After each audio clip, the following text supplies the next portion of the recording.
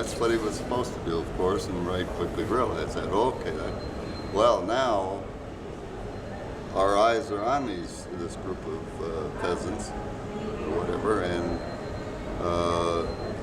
the gunshots persisted, and that drew our attention looking across this vineyard, which was about chest high, and we could see a head pop up and a muzzle flash. Well, okay, it's coming from the other direction.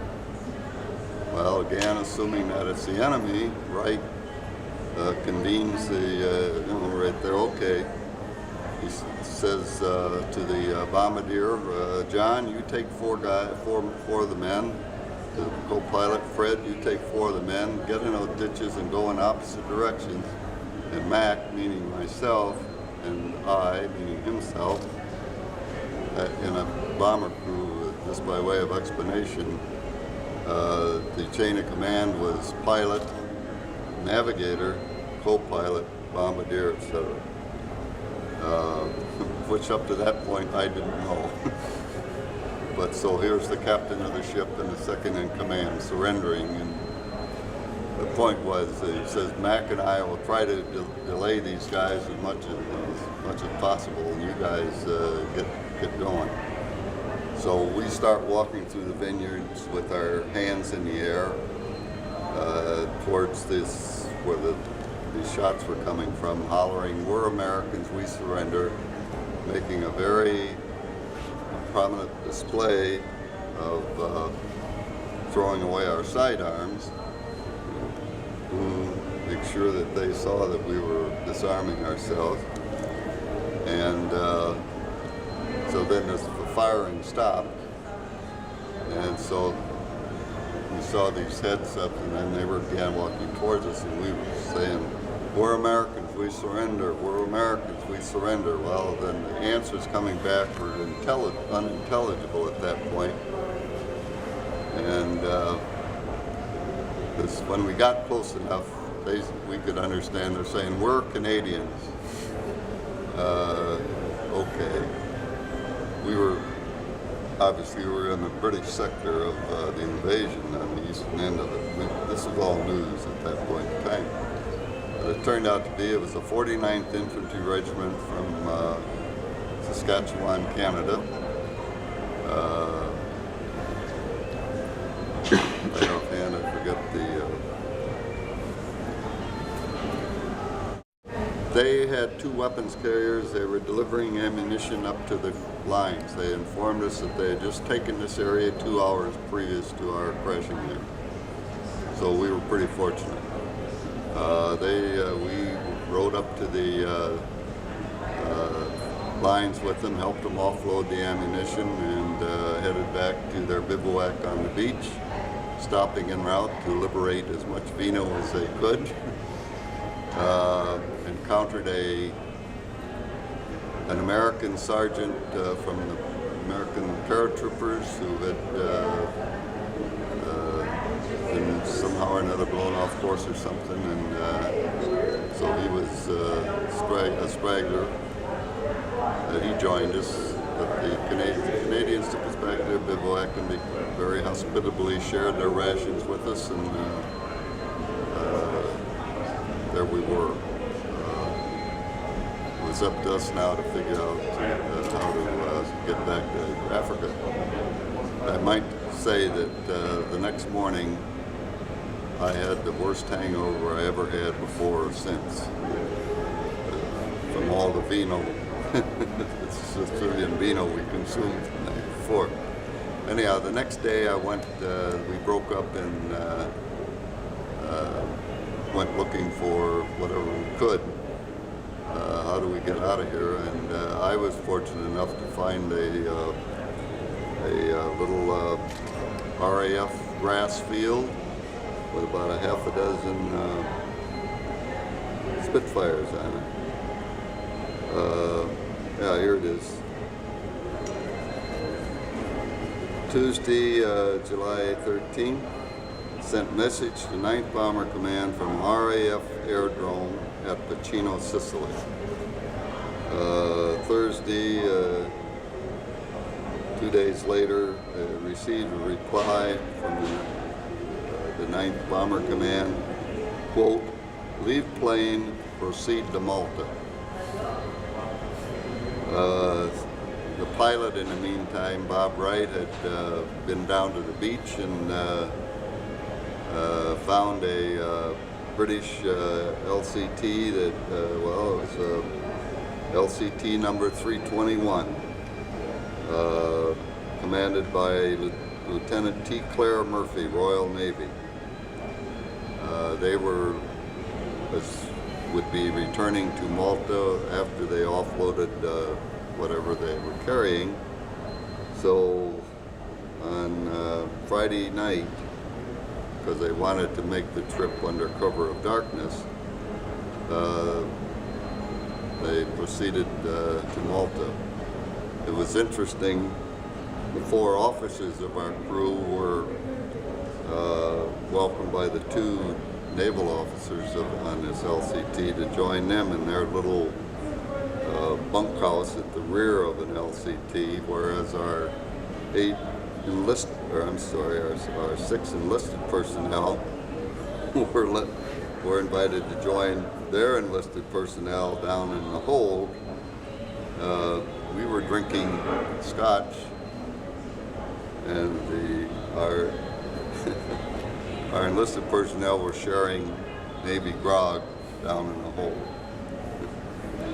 But at any rate, I recall they slung a bunk between a couple of posts on the side of this carrier or LCT,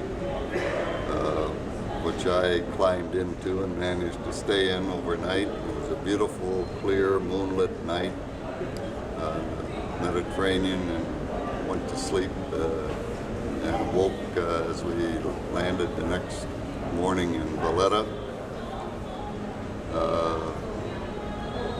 We thanked the Royal Navy people for bringing us that far, and from there we proceeded to, all 8 of us walking down the jetty in Valletta, and we spotted a barber shop.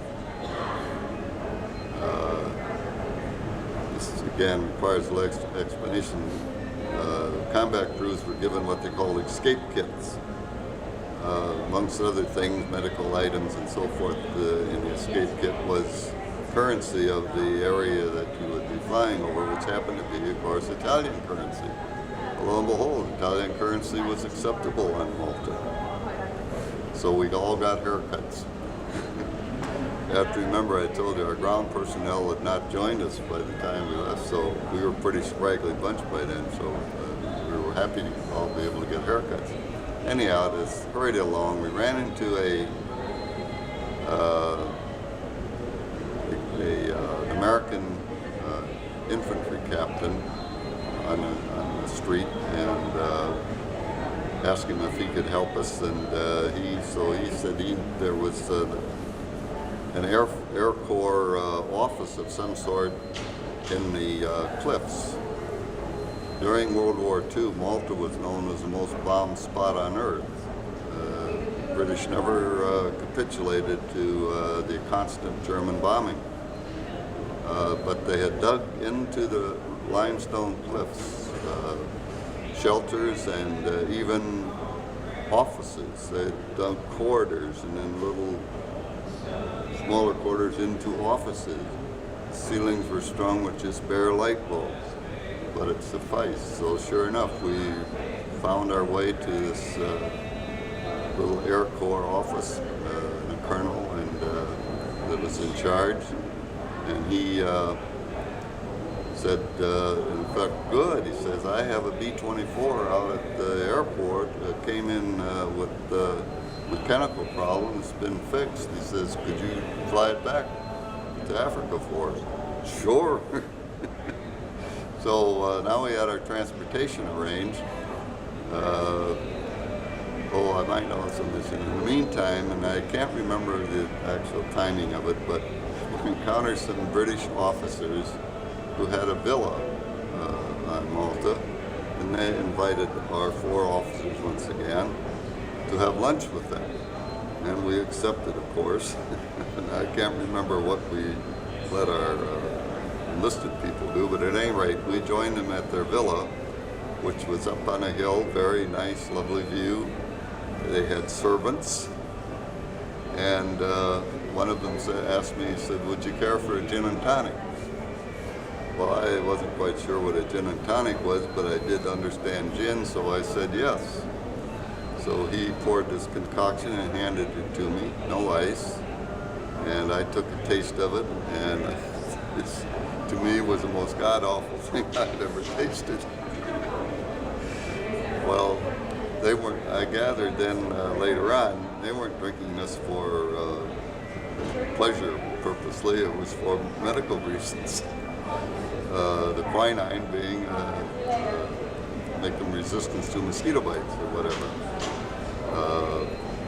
Another little sidelight here, it evidently didn't work for our bombardier, because when we returned to Africa, in a matter of a few days, he did come down with malaria. But he was the only one. But at any rate, from there, I should quickly get back to the notes. Started for, okay, landed. Ultimately, I think through these British officers, we were directed to British Camp Number 12. This was a camp for distressed seamen from all those ships that the Germans sunk. We were trying to get them off. Incidentally, those officers told us that never once was a liquor ship sunk, which has to say something for the international connections of the liquor industry. Oh, I know. It said the last ship only had gin aboard. Otherwise, we had a choice of something else. Anyhow, they gave us given clean clothes and much needed toilet articles from this camp for distressed seamen.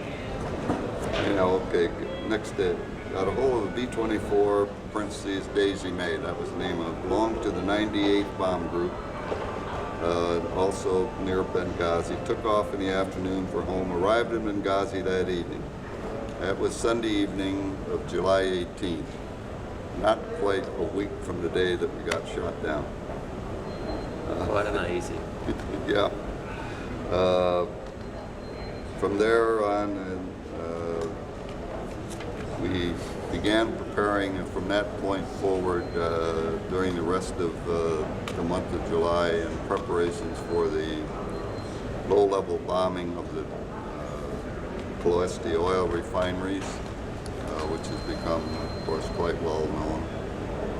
Operation Tidal Wave, as it was called. Briefly, we have, well, maybe again, I should probably refer to them. Well, Are these notes from? Yeah, they were little from the notes I time? made during the war. The British were of great help to us in preparing for this mission, because they had people that had actually worked in the refineries in Ploesti and surrounding, and they had those there, and they had built scale models of all of the refineries. And then they had taken cameras, moving pictures, to replicate what it would look like approaching these refineries at 250 feet. And so we got an idea going in how this would appear. Likewise, they provided lots of information as to landmarks that we would encounter or be able to see, and they really were of great help in preparing us for the mission. Now, the 389th Bomb Group's target was the Stoa Romana refinery in Campina, which is about 15 miles roughly north of Ploesti proper. We were assigned this target because of that slight added distance from our base, and we had the newest aircraft, with presumably in better condition than those aircraft from all the other groups that had been based in Africa and had the, not, well, had been subject to the dust storms and that sort of thing. But anyhow, we were given that target because a little bit further, and we had the newest aircraft, and that's the reason that the 389th didn't encounter all of the problems that the other four groups had around Ploesti proper, where they lost their landmark, they lost their landmarks and got confused on their bomb runs and didn't do as good a job as they might have.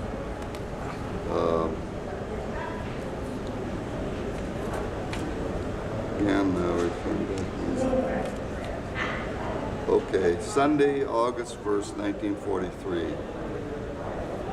This was our fourth mission, our cruise. Participated in a raid on the Romanian oil refineries, specific target refineries at Campina. Target completely destroyed, much like flak, 20 millimeters, etc. Few fighters. Lieutenants Hughes and Horton shot down over target. Captain Mooney's crew and Lieutenant James' crews in Turkey. Captain Mooney KIA, Lieutenant O'Reilly and Neff's crews unreported, Major Yeager and blah, blah, blah. Other groups, 44th, 93rd, 98th, 376 suffered hefty losses due to confusion over the target. In our case, our three plane element, we were flying high right on the leader of the three plane element, and a fellow by the name of Pete Hughes was flying low left on the leader. As we approached the target, Lieutenant Hughes' plane flying low left was hit. Obviously, it was hit in the bomb bay tank. The wing tanks on the B-24 were self-sealing, but the bomb bay tank was not. From my position in the nose on the up high right aircraft, I could suddenly see huge stream of gasoline about the size of the arm coming out the waist window, and suddenly it turned into flame, and the gunner silhouetted against the flame. I probably didn't vocalize it, but I felt like I was hollering, pull up, pull up, pull up, Pete, pull up. But he stayed in formation and flew through the flames and smoke ahead of us. The first elements of bombers were equipped with 45-minute delay bombs. So why did this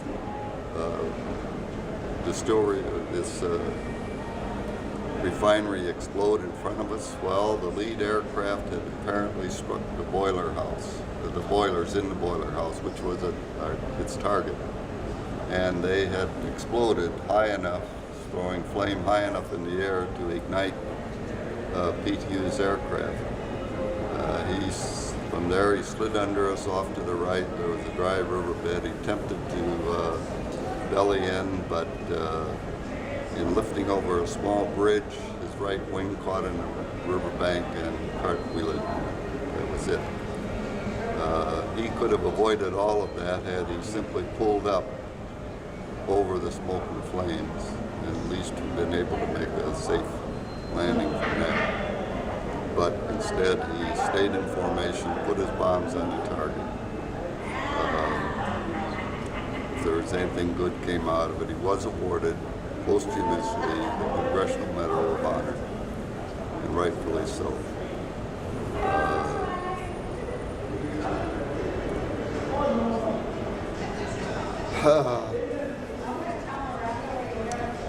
Bob Wright, my pilot, Pete Hughes, were good friends from their days in pilot training. They had met in primary flight training and went to the same basic flight school, the same advanced flight school together, and found themselves assigned to the same squadron, 564th Squadron of the 389th Bomb Group.